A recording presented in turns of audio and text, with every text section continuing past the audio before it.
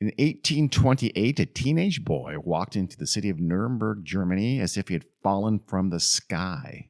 He said his name was Kasper Hauser, and soon he would be an international celebrity. Was he a kind of feral child raised in darkness by a man in a mask? Was he the hidden heir to a royal throne?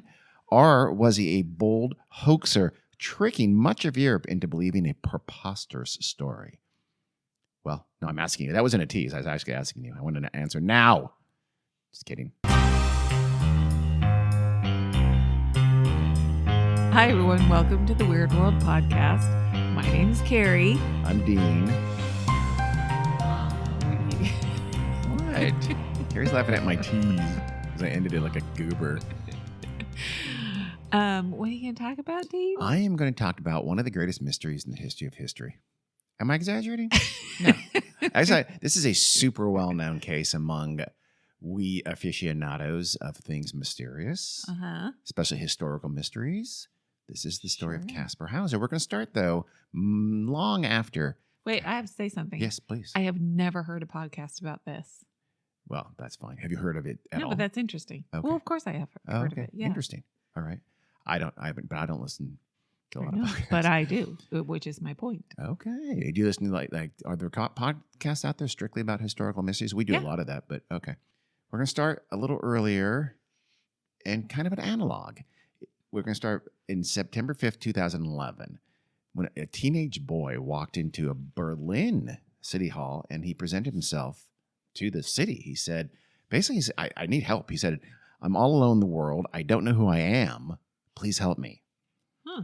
He didn't know his 14, first. You said he is? 2011. No, how old is he? He was 17. He returned 17 years old. Okay. I hadn't said. He didn't know his first name. He said his name was Ray. He also knew his birthday, June 20th, 1994, which would have made him 17 years old at the time. Ray said that his mother died when he was 12 years old in a car accident that left his face scarred. He wasn't sure where he had grown up, though. And he said that when his mother died, when he was 12 years old in an accident, his father kind of lost it and took the two of them out into the woods, and they lived rough for the rest of his life up until this day. They basically, okay. Yes. Question. Yes. He doesn't know his name, but his name is Ray. He knows his name is Ray. Oh, okay. He doesn't know the rest of it. Doesn't know where he grew up. Doesn't know where he had been he doesn't even know where he had just been now in the forest. He said he didn't know where he was growing up until he was 12. His mom had an accident and died. His dad brought him on the forest, and he and his dad lived in the forest like, That's weird. Men. Okay. Yeah, it is. His dad, though, about 1 month before he showed up at City Hall, his dad had died. Oh. Ray said he buried his body, quote, in a hole in the forest underneath some stones, end quote. But now he's like, I'm alone. I'm scared. He began hiking out of the woods, and he finally came onto the fringes of the city of Berlin. Somehow he made it to, I don't know where the city hall of Berlin is. I'm assuming it's probably in the middle of the city, though. Yeah. And he got himself to there, and he essentially put himself at the mercy of the Berliners. He had no passport, no identification, so authorities, not sure what to do, they put him in care housing, and they tried to figure out who he was and look into it. Yeah. He did not speak German. He spoke to them in English, which is kind of the lingua franca of Europe. Yeah. But he spoke English in what they described as kind of an English or maybe an American accent. Okay. So they thought maybe his parents were from the United States or from England. Huh. They weren't sure. Some people said, and he described the forest where he and his dad had lived, and to some it sounded like the Ore Mountains forest, which is on the Czech and German border. So people think, hey, maybe he's Czech. Yeah. Maybe he's from the Czech Republic. I have a question. Yeah. So they know what he looks like. I mean, Mm-hmm. is this a possibility? You may not know the answer to this. Could they take a picture of this kid, send it to the British authorities and the American authorities? Do we have the ability to face recognize? In 2011, I'm sure we did not. To look through passport photos. I don't know. I don't know. But they'd I have to have doubt a it. passport, right? To get from America to Germany. I don't know about the United States or the UK. Unless he had himself smuggled into Germany from England. So while the police try to find out if he had any family left or where he was or where he's from, he began to adapt to his new urban life. Ray quickly learned how to use a laptop and a mobile phone. And this boy, Ray, who had wandered in from the woods, was becoming a modern German. Let's pick up on the story of Ray at the end here. Let's now go into our main tale, that of Kasper Hauser. We were going to find out who Ray really was? We will, I promise you. 183 years before Ray arrived at Berlin City Hall, a different teenage boy emerged from the then far vaster forest of central Germany into the city of Nuremberg in the Kingdom of Bavaria in what is now southern Germany. It was May 26th, 1828. So this boy just shows up in the town. It's a good-sized city, too. I think it had tens of thousands of folks. He wore knee-length pantaloons, had a black silk necktie. He wore a waistcoat with a gray jacket over it, had a felt hat that was lined with yellow silk, a red and white checkered handkerchief that was embroidered with the initials KH. This sounds like a pretty fancy dress. It does sound like fancy. I've always thought that too, but yeah, there's could be a reason for that. We'll get to that. He had boots on, but they seemed really ruined from apparently walking for a very long time, and they fit very poorly. I think his toes were kind of sticking out from holes in them. His pockets held a key that appeared German-made, and also a little envelope with some gold dust in it. He had prayer beads in one pocket, and they were made of horn. I don't know if that was common or not. It doesn't say what kind of horn. I don't know. But hopefully not rhino horn, although back then probably. He had a couple of pamphlets with him. They were religious tracts. One was called The Art of Replacing Lost Time and Years Badly Spent. They wrote some crazy shit. No crazier than that pamphlet. Yeah, that'd be fun. That, by the way, would turn out to be a pretty apt title. We'll get back to that. He was kind of stocky and sturdily built, had curly brown hair, and had a pretty healthy complexion. He was short, though. He was 4'9" tall. It's very short, even for Europe back then. That's pretty darn short. Yeah. He seemed pretty reasonably healthy, though. He did walk kind of oddly. Some people thought almost like a toddler. You know, like he didn't walk a lot. Yeah. Recently. So they're thinking, who is this kid? Where did he come from? How did he get to Nuremberg? No one's ever seen him before. No one recognized him. Luckily, though, the boy carried a letter in an envelope with him that hinted at some answers to exactly those questions. The letter was addressed to someone named Captain Van Wessening. He was a captain of the 4th Squadron of the 6th Cavalry Regiment. Sounds cool. Bavaria, I imagine. That sounds cool to you. Was he a real person? Yes, he was. Okay. Its heading read, "From the Bavarian border, the place is unnamed, 1828, end quote. That was, I guess, on the envelope, I think. Weird. Or at the top of the note, I believe. So the writer in this letter explained that he was a laborer. He was of fairly modest means. He had been given the boy, who now carried this letter into Nuremberg, when the boy was an infant, maybe a few months old, and he had been given charge of this boy on October 7th, 1812. That would make this young boy about 16 years old, which looked, approximately like it was true. He raised the boy, but he never told him anything about his parents, only saying that if he had remained with his parents, quote, he would have been a learned man, end quote. So it implies Kasper's parents were learned. Right. This is at a time where that wasn't the norm necessarily. So he was from a family was well-to-do at the very least. Okay, but he said if he had stayed with his family, like that was a possibility. So why was he not with his family? Intriguing, Carrie. Yeah. Do you want me to answer it now? I'll skip ahead two episodes. Please. Okay. This is going to be a two-parter, by the way. Did I mention that up top? No, you Maybe didn't. I didn't. So, no, we're not going to answer that question right now, Carrie. We may never answer that question, or we may. We'll see. I'll just Google it. You better not. The letter writer asked that city officials place the boy in the cavalry just like his father. It's like, here, put him in the army. The boy could read and write, he said. In fact, quote, he writes my handwriting exactly as I do, end quote. And he had been educated in Christianity.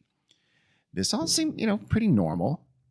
But none of it seems normal. No, but he's like, this is a fairly normal kid, right? Yeah. The next part, though, seemed a little weird. The letter said that this kid had not been allowed to, quote, take a step from the house in order that nobody might know where he was brought up, end quote. That's getting mysterious, isn't it? Why? That's weird. No, I mean, but why? Why? Okay. need answers. Again, can I tell you now and skip?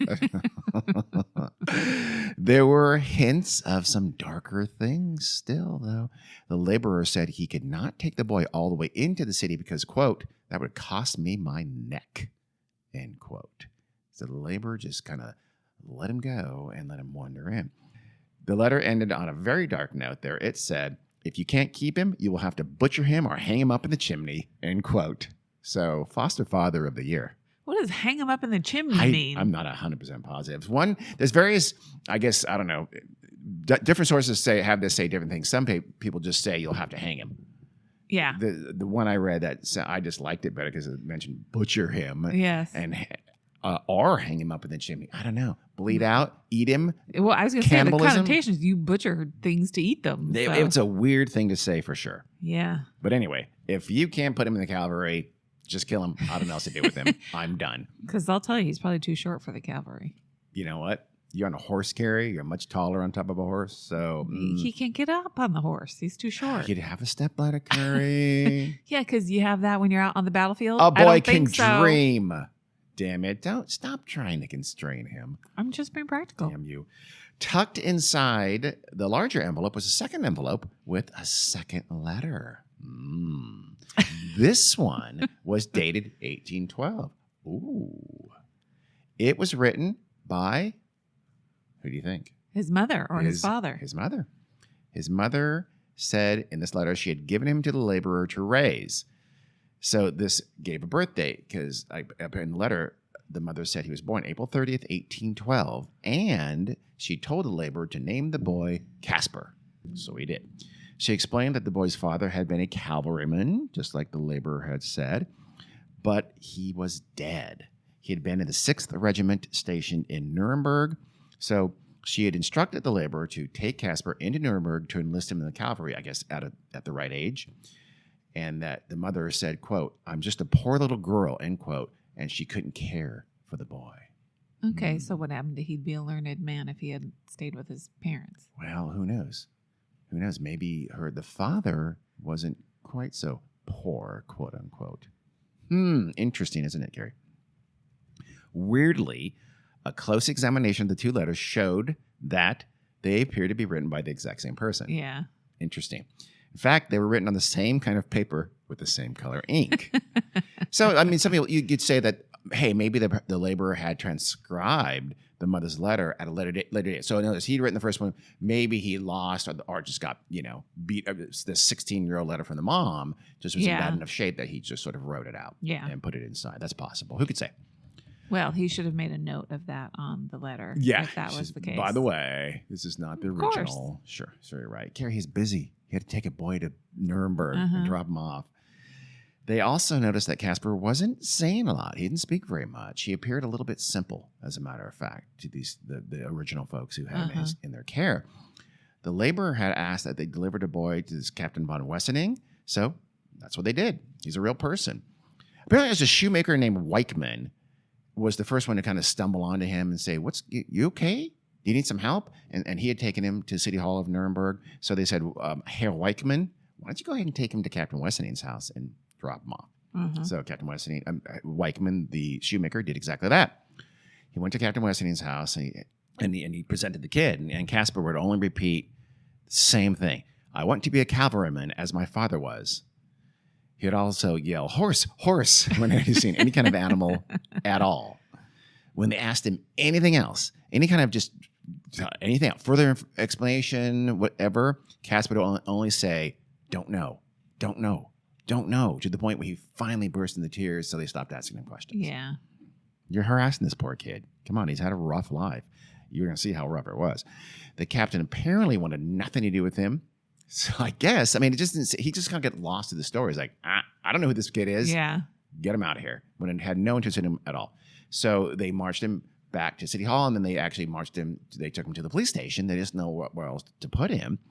So there, someone had a good idea, and they said, hey, they said he can write. Let's give him a pen and paper and see if he can write some and tell us anything. Maybe because he can't speak it, maybe he can write it. So apparently the laborer saying, oh, he's literate was a little bit of an exaggeration because the only thing Kasper would write would be his name, Kasper Hauser, in perfect penmanship. It's very legible, but that's it. It's not Huh. super literate, at least not yet. Kasper did demonstrate some other traits. He appeared to understand what money was. I don't know how exactly, but that's in a couple of sources. He could repeat some prayers, so he could say some other things too, but just sort of aping some prayers. Yeah. Otherwise, he appeared to know very few words, and again, just could not give any hint of where he came from. Anytime they asked him, "How'd you get to Nuremberg? How'd you get here?" At this point, he would clam up. He couldn't say. He did not clear that he knew.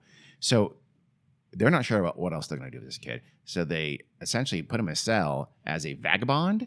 But I don't think it was meant to be, protective of him. I don't think they locked it up and everything like that. So, but essentially what they took him to the cell, though, was a place called Lugensland Tower. It's part of this Nuremberg castle, which is not what you think. It's a complex of different stone buildings that make up this. It's on a ridge in the center of Nuremberg. It's kind of a fortified group of stone buildings. And he would be there for 2 months. His jailer, I guess if that's the right word, was a man named Andreas Hittel, or Hiltel. A little close to a very uncomfortable German name. He was, for lack of a better term, he's been treated like kind of a ward of the state. Yeah. I guess. Let's take care of him. We'll feed him and everything like that. We just don't know what to do with him or where he came from. There's no orphanages or family homes or anything in Nuremberg in the 18 blah, blah, blah. I think he was already fascinating. 1828 is not blah, blah, blah. Thank you. I can't remember. I think they're really interested, like, who is this kid? This is a weird thing. This is not just an orphan. I mean, they knew who their orphans were. It's just a homeless kid. This is something strange. Again, he had these letters from these people. He apparently, so it was already very intriguing, I think, from day one for these folks. Hiltel was in charge of him for 2 months. He said he seemed very good. By the way, tons of sources have him being like pale and weak and things like that. Every contemporaneous source said he appeared fine and very healthy, and his complexion was good. Okay, I have a question. Yes. Did they try to get him to take them into the woods where he came from so they could figure out who? I'd be shocked if they didn't. Yeah. And I'm sure he said, don't know. Yeah. Okay. He couldn't tell them. When he got there, though, he walked up 90 steps into his cells, and again, his complexion was normal. So he also seemed to have a pretty good memory. When they said things, he remembered them. But otherwise, he just seemed sort of intellectually stunted. Yeah. Like he was simple. So Hiltel reported that he refused to eat any food other than bread and water. Oh. When they tried to give him meat, he acted disgusted, like he's going to be sick. Huh. Even the smell of wine made him tipsy. Made him a little bit, he'd get a little bit drunk if he smelled wine, so he didn't drink any. I'm not sure that's possible. Carrie. When you've led the life he's led, it is. Trust me. They lit a candle in his cell, and he was full on amazed by fire. He would just stare at the fire. He tried to grab it and burned his fingers. So he had to learn that fire was hot. So meaning he grew up in a little cabin in the woods and they didn't have a fire? We'll see. We'll get to that. He did the same when they showed him a mirror. He's like, what the hell is that? He tried to touch it like he's touching someone else. Yeah, like babies do. Yeah, he was very much like a baby, astounded and perplexed by mirrors and flame. Wow. They gave him toys shaped like a variety of animals. All of them he called horse. He loved horses. In fact, his favorite one was a little toy rocking horse that he would just become obsessed with and play with all the time. Uh-huh. His speech, as you can tell, was kind of rudimentary. It was also very unusual. Like some ego-driven celebrity, he would speak of himself in the third person. Kasper, very good, he would say, things like that. Huh. Yeah. So he's learning words. He did not know the difference between genders. So he had no shame. So he started undressing in front of Hiltel's wife when she brought him clothes. And like, oh, no, oh, God, oh, dear, stop, no. And so they took that to mean he didn't know the difference between men and women. Yeah. And he would sit still forever. He would, hours on end, they said he'd sit there, whether he was looking at the flame or looking in the mirror or just staring into the dark of his cell. He would sit there for hours and hours and hours unmoving. And we know why. Why? Because that's all he ever got to do. Oh, it's so sad. He did have this kind of native intelligence, though. Remember, Hiltel said that Kasper had a good memory And I think one of the reasons he said that is because his 2 young kids, he had like 11-year-old son, I think a younger daughter, the jailer did, and they immediately adopted Kasper and became like their playmate. And so they'd play with him all the time. And the boy himself took it upon himself to teach Kasper as much German as he possibly could. He taught him tons of words. That's probably the best thing for him. Yeah. Yeah. And Kasper picked it up very, very quickly. Yeah. He, like Ray, 183 years later, was adapting very quickly. So the widespread assumption within Nuremberg was that Kasper was like a feral child. Mm-hmm. He'd been out in the woods for a long time, maybe abandoned there at some point in his childhood. He wasn't dirty, was he? No, not really. I mean, no more than anybody was in 1828, which was a lot dirtier, I think we would tolerate. Yes, but he would be filthy from head to toe. If he wasn't. He wasn't. Yeah. He seemed, like I said, his clothes sounded nice. Yeah. Don't they? Yes. Other than the shoes, which didn't fit very well and seemed, like I said, very worn, very beat up from what they took to mean a long walk through, I don't know, rocky ground. Yeah. The letters he carried, though, obviously refuted that. It didn't say anything about it. Didn't make him sound like a feral child at all. He was raised by this laborer in a house. So just not very humanely, it sounds like. True. It sounds like, yeah, it does. So as he's picking up speech, though, Kasper himself is able to start filling in some details of his past. The mayor of Nuremberg, Jacob Binder, was another person who took a liking to Kasper and was very protective of him very early on and would frequently go to the castle and talk to Kasper. So Kasper started telling the mayor some things about his dark and lonely childhood, as I think you've guessed already. Yeah. Eventually, Kasper would actually write down his accounts, and in 1829, his autobiography was published, and it was a runaway bestseller. I'm telling you right now, I teased it at the beginning of the tease. He became one of the most famous persons in Europe for a short time. His story was, like I said, I think they were fascinated by the story. Who is this kid? Where is he? And as soon as when they read the letters, remember they read the letters very early on. Yeah. It's like, oh my gosh, what's going on here? Why would somebody hide this kid away? Why would a mom give him to this laborer and this laborer raise him for 16 years and then, try to take him into town and just ditch him? It was so, he gained a lot of attention very early, a lot of media attention. As far back as he could remember, Kasper said, he had been in a kind of solitary confinement. He lived in this murky room. It had 2 windows, but they were boarded up to block most of the sunlight. So he lived in this kind of semi-darkness. Mm-hmm. The ceiling seemed makeshift. He described it as like 2 big pieces of wood that were sort of tied together, which is weird. There was a door, but it was always locked. The room was tiny. It was roughly 2+ meters long, say like 7 feet. Yeah. And maybe a little more than a meter wide, say 4 feet or so. So 4 by 7. The ceiling was roughly about a meter and a half high, maybe 5 feet or a little more. So even 4'9" Kasper could stand up, but barely. Yeah. Some writers, by the way, again, I'll just warn you, the listener, that some writers make it that even smaller. He's like, oh, he lived in a tube, but I mean, it's like it's nonsense. I mean, it's a tiny room. Yeah. But he could stand up, he could lay down, but it was dark. He could do jumping jacks. He could do if he really wanted to. He could do although he couldn't do them. Yeah. No, he could. You're right. He could not do jumping jacks. Could do some pull-ups. He couldn't get all like rubbed near or ripped in Cape Fear by just doing a lot of pull-ups. Push-ups. My bad. I know. One of the ups, Carrie. He had a woolen blanket with a straw bed on top of a dirt floor, which is a little weird, isn't it? Probably not. I guess not back then, huh? I don't know. Mm-mm. I don't know. 1828? I think they'd have something on the ground, not a dirt floor. It sounds like they were in a could have been, abode. Or it could have been some kind of an outbuilding, something like that. The ceiling is the weird part. Why not just a regular ceiling? It's almost like they're lowered the ceiling for some reason with the wood, or just, I don't know. Maybe he was he in an attic? Maybe we don't know. We know? Yeah. So well, maybe he's not sure. Yeah, we don't know. Yeah, could have been. Okay, so he had the blanket, he had the straw bed, and the room. It was long enough to lie down, but he said he didn't. He said he'd always sleep sitting up, and that his put his back against the wall, his legs out straight in front of him, and that's how he'd sleep. And in fact, I think that if I remember correctly, the jailer said he'd sleep like that in the cell as well. I wonder why. Yeah, I don't know. There was a round hole in the floor for you know what. Also a bucket sometimes for his, let's call them bodily products if you want, or not. I don't know. Pee and poop? Stop it. It's terrible, Carrie. When did you become so Some weird? people don't like to talk about that.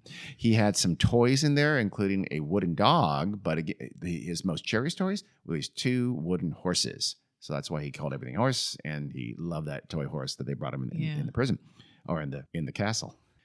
Kasper subsisted on rye bread and water, which explains why he just wanted to eat bread and water when he came into Nuremberg. Yeah. And he said he'd find that food next to his bed every morning. According to some sources, by the way, they say Kasper never saw who placed it there, but other sources say that a man would knock at the door and he would look away, like look toward the wall, and then bring in, things, bring in food or take the bucket, things like that. So he wasn't supposed to see the person who was caring for him. Yeah. Okay, so wouldn't he have rickets and every other thing that's caused by... That's part 2. Bad nutrition. I'm going to tell you right now, it's part 2. You have to be Okay. patient. Okay. Once in a while, the water, Kasper said, would taste a little bit bitter. And on those days, he would sleep very soundly. He'd basically pass out and he'd be for sure asleep deeply the whole night. When he awoke, his hair and fingernails would be cut, his clothes would be changed, and the straw would be refreshed. So his caretakers figured, okay, they're drugging him. He must have been drugged, probably opium at the time, like laudanum or opium was the most likely thing to do to sort of knock him out, keep him asleep all night. And so they did a little test and they put a little dash of opium in his water. And he said, oh, yeah, that's bitter. That's what it tasted like. Yeah. So they thought, okay, he was being drugged by opium on a pretty regular basis all throughout his childhood. Because they had to do things where he'd see the face of the person who kept him. Oh, to cut his hair, to cut his fingernails, things like that. He can tell him, I'm going to bring in your food or something like that. You can convey to him, turn around, don't face me, and he'll just go get the bucket or whatever. But when it comes to doing those kinds of things, he couldn't. So they'd drug him, whoever his caretaker was, would drug him and, cut his hair, change his clothes, etc. Why would somebody bother to do all of this? Can't be seen, Carrie. It could be his neck. No. Why? I mean, why would he have kept the baby in the first place? Yeah. Couldn't have just killed it. No, take it straight to a foundling home. Okay. Foundling home, huh? You know all about 1828 Germany. There might be a little more to Kasper's story about why they'd want to take care of this child. Now, mightn't there? We'll get to that. Then one day, not too long before he was set free, he met the first human he had actually seen, kind of. He said this person wore a mask. So the person came in, didn't make him turn around or drug him, came in, faced him in his room, but he had a mask on his face to conceal who he was. The man started teaching him, and I guess pretty quickly, he's able to teach him to write some symbols that said Kasper Hauser. He said he did that. The man did it by basically taking his arm and guiding it to let him do the letters. Yeah. And the man had taught him to say, I want to be a cavalryman as my father was. And then Kasper would say, I didn't know what it meant. I just would say it. I sort of parroted it. Then one day, the masked man said, okay, you're ready.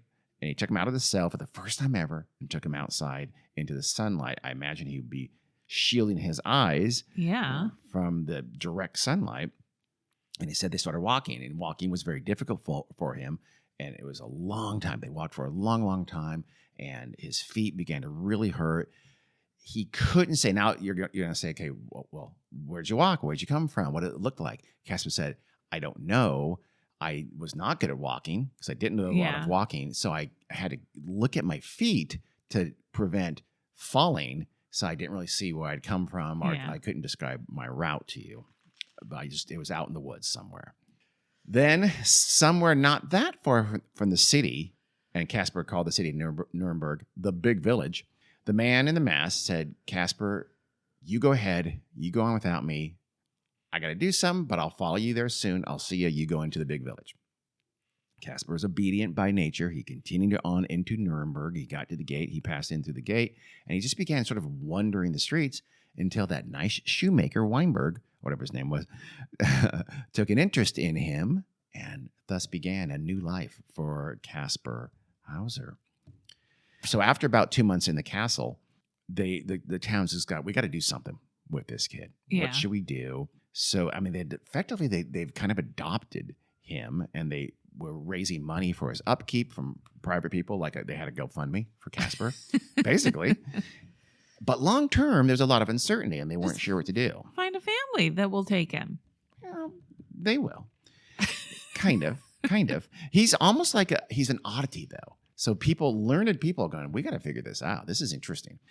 One of those was a judge named Paul von Feuerbach. We're going to call him von Feuerbach because we're not going to call him Paul Johann Anself Ritter von Feuerbach, his actual name. He began to research Kasper's very strange case. Von Feuerbach put Kasper under the care of a schoolmaster named Friedrich Dahmer, and also lent a little money of his own and raised some more money to pay Dahmer to essentially keep him and teach him, to educate him. You know, he's 16 and he's learning fast, but he needs some formal education if he's going to ever make something of himself. Sure. So Kasper, though, begins to flourish. Dahmer discovers that Kasper was a very talented artist. And we can put some in the feed or put some somewhere on our website, whatever, some of his drawings. He drew these landscapes of his house and forest. He's a very good artist. He'd draw in pencil usually. He also saw that his language skills were getting better every day. His writing was getting better very rapidly. He kind of shed the image of this sort of mentally challenged child very quickly. And Dahmer noted in his diary how he still retained a kind of a weird innocence, but he didn't seem intellectually stunted anymore. Very quickly, he became as smart as any kid his age, just a little bit different, a little bit weird. For instance, he was very shy of sunlight, which is not surprising, but he also didn't like trees. He just didn't want to go near trees. Still, though, when Dahmer was out walking with him, Dahmer struck a tree with his stick, I guess his walking stick, and Kasper became immediately upset, thinking, stop it, you're hurting the tree. The tree is going to feel pain. Oh. Yeah. So he's nice. He showed signs of developing sort of like hypersensitive senses, presumably from those years in his captivity. He had like bat-like hearing. People on the other side of a large room whispering to each other, he could hear and understand what they're saying to each other. I don't know why that would be. Because he has bat hearing, Carrie. I know, but why? He's kind of like a superhero. It's like if toxic sludge gets on you, or if a toxic spider bites you, you develop talents. This is what happens with him. He could see in the dark. He would read aloud from the Bible in total darkness. And I mean, Dahmer was amazed. That one I could understand. Yeah. Not the bat-like hearing. You don't understand bats then, do you? He would see full night sky constellations at dusk when no one else can discern those shapes quite yet. He would that's I don't know any constellations off the top of my head. Cassiopeia. Big Dipper, Cassiopeia. There's Ursus Major. And they're going, what? It's still the sun's still kind of out. Oh my God, it is.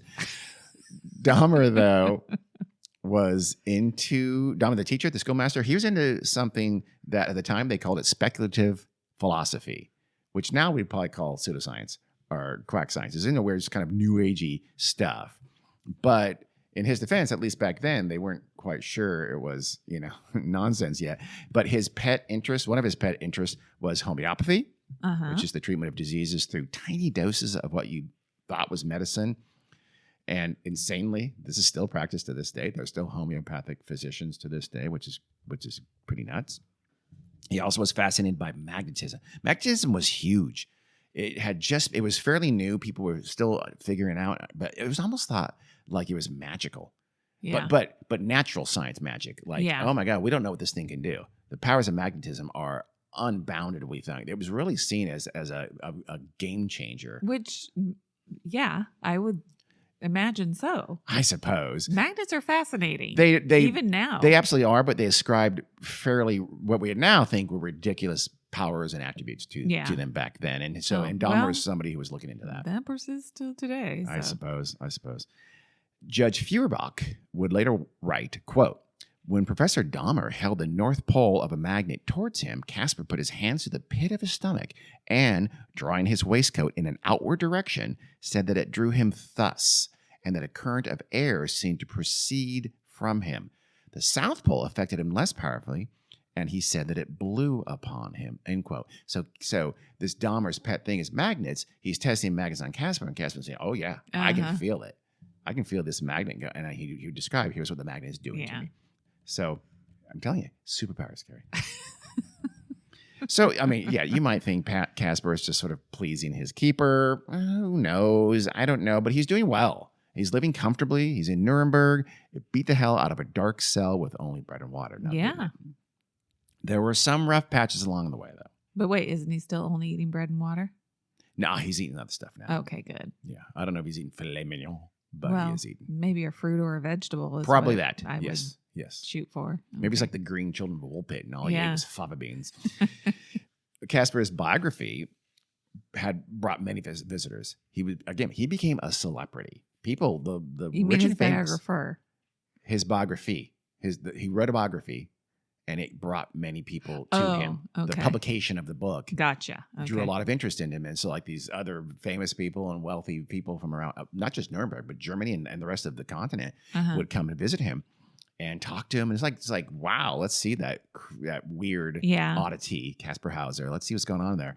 And he loved it. He so he wasn't so shy anymore, huh? Not shy at all. Quite the opposite. Dahmer was not happy about this. Yeah. He thought it was interrupting your studies. And so he tried to stop the visitors from coming. And Kasper got very upset about this. He chased against it. He insisted on his freedom. He wanted to go into town whenever he wanted and visit all his new friends and anytime he wanted. So there was a little friction is building up between he and Dahmer. Becoming a rebellious adolescent. Yes. A what? Rebellious adolescent. He said a bilious adolescent, like his stomach is not well. I'm not sure what that means. More seriously, Dahmer was beginning to sour on Kasper for other reasons. And that main reason was it seems that Kasper liked to lie. Dahmer found him and caught him in numerous lies, and he'd tell him and admonish him. But Kasper didn't care. He would just do it again. And again, he's relishing this celebrity. Dahmer's not liking it. He's liking it less and less. He wrote, quote, Kasper Hauser's nature had lost much of its original purity, and that a highly regrettable tendency to untruthfulness and dissimulation had manifested itself, end quote. Because that's how people wrote back then. Mm-hmm. Just a letter to a friend. You use the word dissimulation. Do you? I don't know. Then on October 17th, 1829, so it's been over a year now, Kasper and Dahmer had an argument over Kasper ignoring his lessons. They probably had many of these, but this one was pretty bad. Dahmer went for a walk, left Kasper behind at home, and Dahmer said, okay, I'm just going to, go for a walk. Let's get away. I'll come back. We won't talk about this. Gotta go cool down. Gonna go cool down. You go cool down. You stay at home, Kasper. So Dahmer leaves, goes on his walk, and while he's away, something terrible happened. Dahmer returns from his walk, and he finds Kasper badly shaken, hiding in the cellar, bleeding from a cut on his forehead. Uh-oh. Kasper told him what happened. Kasper said he was sitting on the privy in the bathroom. Yes, that's right. Kasper was pooping and just doing his business. Suddenly, out of nowhere, a man swings the door open. He's wearing a hood. He burst into the privy and he slashes at him with, I guess, a knife, a dagger, something. Mm-hmm. The man yelled, "You still have to die before you leave the city of Nuremberg," as he slashed at Kasper. Kasper ducked. He's quick. Remember? Superpowers? Uh-huh. So he's quick. He ducked. And so the knife cut him across the forehead instead of, presumably, the throat. Yeah. Oh. And then the man fled, apparently, because he's gone, because Kasper says that he was able to make his escape. He ran out of the privy, and they would follow a trail of blood from the privy, and it would show that he must have run up first to the first floor, which in decent civilizations we call the second floor. But in Europe and England, they call it the first floor, and they call the first floor the ground floor because they don't care about the truth or justice in the world. You have a weird thing about that. I'm on record as hating that system. The privy was basically an outhouse? Yes. That? Okay. It might have been inside. I'm not 100% sure. Okay. I think it was inside a house, but probably on a corner. And so he runs up. The blood shows him running up to his bedroom, apparently, which, again, is on the second floor. And instead of seeking help, because I think there's some people in the house. I'm not 100% sure. Maybe his wife was there. But instead of, I don't know, going outside, I guess, and, hey, I've been attacked, someone help me, he ran down to the cellar and he crawled in through like a trap door and he hid. He was Sure. scared. I mean, he doesn't know where that guy is. It's like Lily. She goes under blankets because it just makes her feel safe. He's like that. He goes, Lily's a Chihuahua, by the way. She is a Chihuahua. That's true. Lily is a 21-year-old child. Casper would tell police that he had recognized the attacker's voice. Who do you think it was, Gary? It was the laborer. You're damn right it was. It was the man who had raised him, the man in the mask who had led him to the outskirts of Nuremberg before disappearing. Worried that Kasper had been marked for murder by some powerful group, given what he said, the town ordered a police escort every time Kasper went out along the town to visit his friends who were still interested in him. In fact, way more interested in him now. Yeah.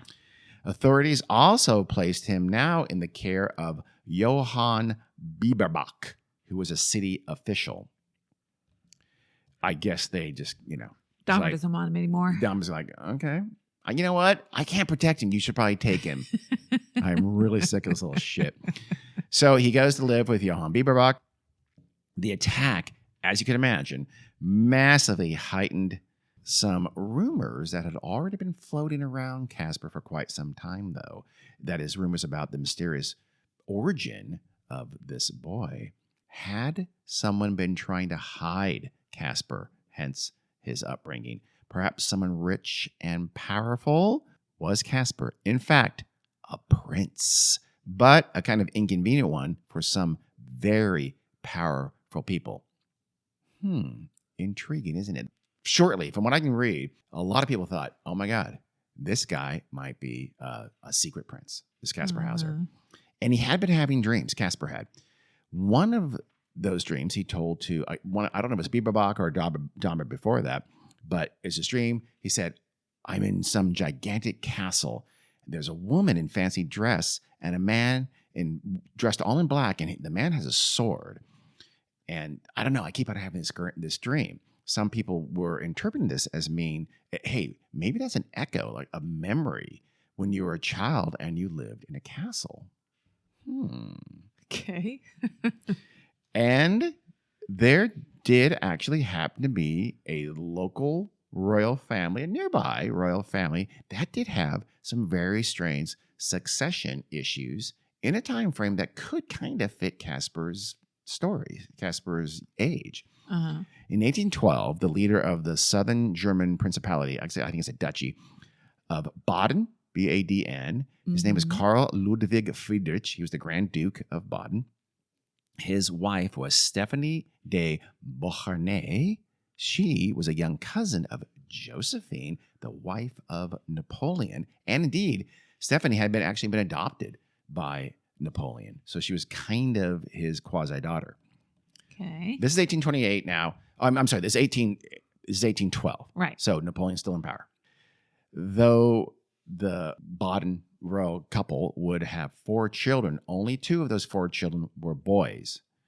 The first boy, who would have been the heir to the throne of Baden, died at 2 weeks old. Okay. So he's out. They would later in 1816 have another son, but he would die at 1 week old. So he's out too. Remember, 1812 was the first one, though, and that would be the heir to the throne of Baden. That's when Kasper was born.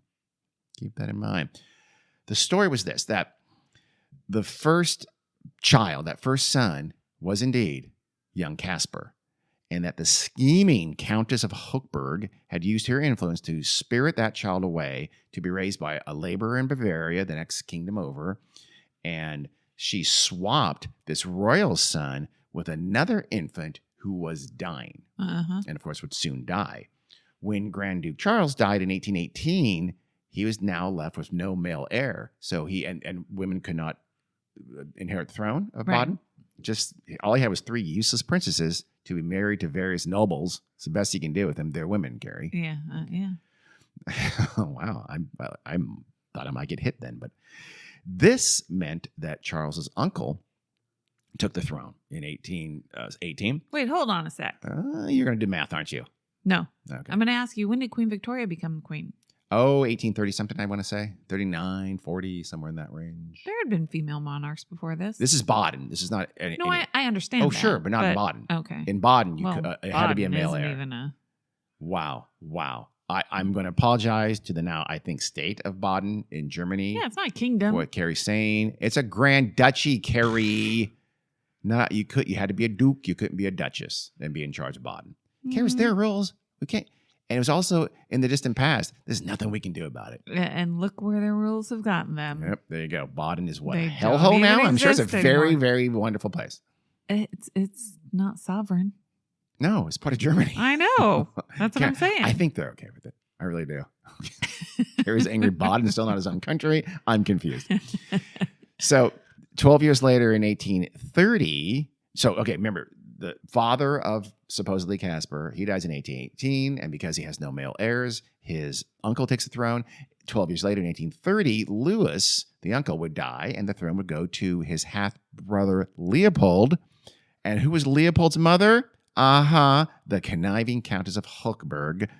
Her long game finally coming to fruition. She was really thinking ahead. She damn well was. And it worked. Well, this is all speculation, correct? Sure. Okay. But a shit ton of people believed it. Did she write a journal? No, she's too smart for Today that. I took a baby and... I'm not sure that was a Baden accent. Was that German, Carrie? Do it in a German accent now. No. Come on, do it. I don't know what that was. It was good. I'm not going to lie. That was a really good accent. Everybody knows I'm really good at accents. I hope it was. Today I took a baby. What was that? Hello, where's the queen? I'm the queen. Hello. The rumors grew and grew. Some said the Countess had dressed up like a ghost, all in white, and she was called like the White Lady. The White Lady to this day is a super common ghost motif, by the way. Maybe she started it. And so she dressed up like a ghost when she helped kidnap the royal baby and take it away. So as a child of royal blood, the Countess, I guess apparently couldn't countenance his outright murder. So she gave him to this laborer, or had her people take him to the laborer and raise him as an orphan. And she just happened to have a baby who was about to die. Carrie, you're a countess. You've got resources. You probably have like a maid. Your baby looks kind of sick. He is sick. Let me have him. What are you going to say to the Countess? You're going to give him the baby, Carrie. Okay? Okay.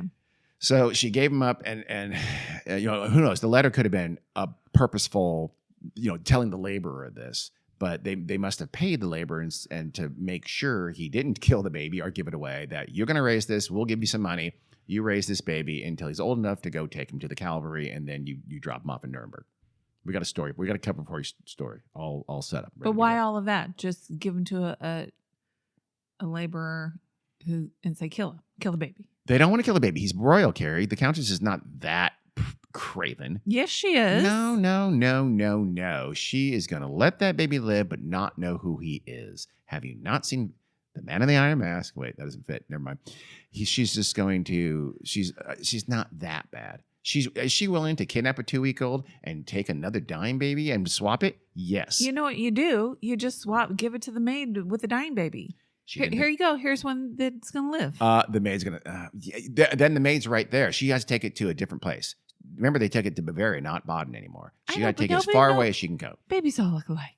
Nobody knows. Nobody's going to know what that German baby... babies look like German babies. They have one eyebrow. Yeah, male or female. Yeah, they're all German, right? You're not going to be mad at me for insulting Germany just now. Whatever. I thought better of you. I was kidding, Germany. You know that. Others thought it was possible that Kasper was the royal heir to the kingdom of Hungary, where there also been a little bit of machinations, I think. Others thought, and I will get to the Hungary thing in a minute, others posited that he was part of the English royal family, the Saxe-Coburg-Gotha, originally of Hanover in North Germany. So there was, very quickly, most people thought the Baden thing. That was the most dominant one. But there's others thrown out there as well. He's some kind of royal baby. Of course. Let's figure it out. It's got to be. Mm-hmm. The Hungarian connection would be exploited further by a later Kasper benefactor. But we'll get to that in a second. First, back to Kasper's life. He got kind of comfortable in the Bieberbach household. But as with Dahmer, there was drama for Kasper. He did not get on well with Frau Bieberbach, the wife. She did not like him. It came down, again, to Kasper's just unending hunger for attention and his inability to consistently tell the truth. She caught into that very quickly as well. So he's ego-driven now all of a sudden. He's getting full of Yeah. himself. He's got all these visitors. He's going out to meet people all the time. People are fawning over him, and he's being caught in lie after lie after lie. The Frau would tell others that Kasper was a, quote, master of the art of dissimulation, which echoes the other guy, and, quote, full of vanity and spite. So he's also kind of a nasty kid. She said he was guilty of, quote, horrendous mendacity. These are translations, I'm sure, but you guys just calm down. On April 3rd, 1830, Kasper argued with his guardians about his lying. They kind of brought up, you've got to stop doing this. It's over. You know what? He's like 18 or 19 by now, right? He is. He'd be 18 by now. He went up to his room after a really bad argument. And so he's up there. He's stewing in his room. The family's downstairs. At some point, the family is startled by a gunshot ringing out upstairs. They rush up the stairs. They burst into Kasper's bedroom. And there they find Kasper bleeding from a wound to his head, much like what had occurred in Dahmer's privy, but this time it was a gunshot wound. And this time, there was no attacker in that room with Kasper, or even one that he said escaped. Here's what he said. When they finally got him back to consciousness, Kasper would say that, probably with a little bit of embarrassment, he said, "Hey, my bad. I was climbing on top of a chair." So I got a chair. I wanted to reach some really high books. Remember, I'm 4'9". Yeah. I'm a little guy. And so I got a chair. I was reaching up for these books. I lost my balance. This is kind of embarrassing. So I reached out in panic, trying to grab something to upright myself to prevent my fall. And I accidentally grabbed at, a pistol that was hanging on the wall right next to the bookshelf. Apparently, this was the thing. I guess this is where you kept your pistol, Carrie. It's like people nowadays put their bike on like those little hangy things from the ceiling. Same thing with pistols. Pistol was loaded and cocked and ready to go. Loaded, cocked pistols were routinely kept hanging on walls in this day. Do not question it. The gun, of course, went off as he's falling backward, and it creased his head. Grazed. It could have greased it. It could have creased his head as well. It probably didn't grease his head, but it did. It could have creased his head. What does that mean? I don't know. Okay. I don't know. I was throwing out a word there. The wound, luckily, was pretty superficial. Some even weren't 1,000,000,000% sure it was caused by a bullet, but there had been a gunshot. They heard the gunshot. They did hear the gunshot, but they still weren't completely convinced. Was there a bullet hole in the wall or the ceiling? Or let's say yes. Yeah, there had to be, because the gun did go off. But they weren't sure that think about it. There's other ways for that to happen. But at least Kasper's okay. So, phew. Yeah. He dodged a bullet again, pun intended. Shortly after this, it was obvious to the city worthies that Kasper had kind of worn out his welcome at the Bieberback house. Remember, the wife didn't like him. He was lying. I imagine the husband also was kind of getting sick of him as well. Now he's having these gun accidents in their house. They're kind of sick of him as well. In May of 1830, the town moved him on to the home of someone named Baron von Tucher, and then history quickly repeated itself there as well. So as the mystery boy, Kasper, continues to gain attention, there's still curious people, and there's these coming to him. There's all these rumors about him being royal. That's attracting a lot of interest in him as well. Van Tucher, same thing happened. He caught him in countless lies. So he's lived in his house. He's having these people come over, and he's lying again and again to this person who is letting him live in his house and feed him and keep him. Yeah. Van Tucher had been one of Kasper's earliest supporters. That's why they took him to his house. He said, "I'll take him. I've known the kid since he came into Nuremberg." And he had helped raise money for him. But again, Van Tucher grew tired of his behavior very quickly. And again, not just lying, but he was like full of himself. Yeah. He was really pompous by this time. So quickly, Van Tucher had enough. Fortunately for Kasper, there was one more wealthy, well-connected fan to come to his rescue. This one was from England. He was probably a spy, and he apparently believed that Kasper really was a secret royal.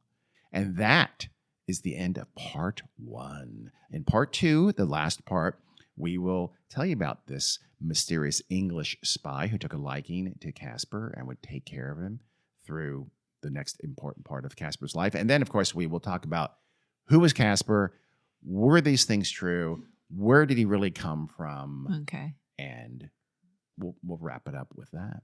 Okay, doke. And then we'll go back to the. We will. I Current promise day we'll guy? go back to Ray in Germany in Berlin in 2011. Yes. Also, next question. Yes. Have there been movies made of this? Yes, there have. Okay.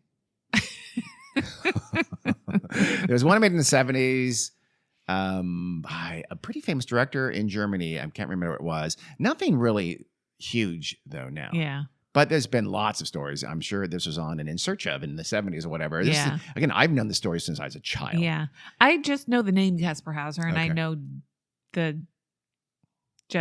very basic. Okay. The kid showed up. This is That's good it. That's because all we're I giving know. you a lot more than basics now. Yeah. We'll give you some Yes. good detail. Again, it won't take long. In part 2, we'll trace to Kasper's end, and then we'll go over theories and what he really was. Okie dokes. We look forward to that, don't you? I hope so. Thanks for listening. All right, see ya. Bye.